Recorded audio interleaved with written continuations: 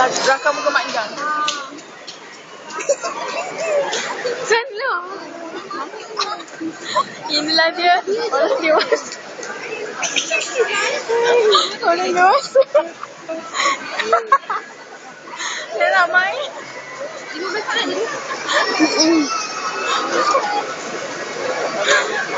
Lawa. Tengok. Wow.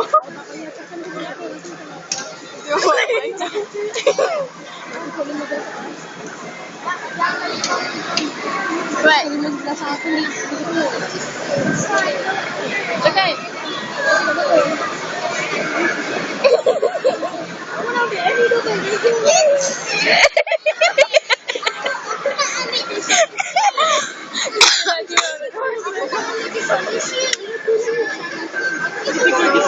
Kakek belakang apa kau? Tinggi. Korang masuk berapa? Yang kecil apa? Ambil je lah yang kecil, susah lah yang besar. Rakam lah kau macam. Yalah orang dewasa yang nak main budak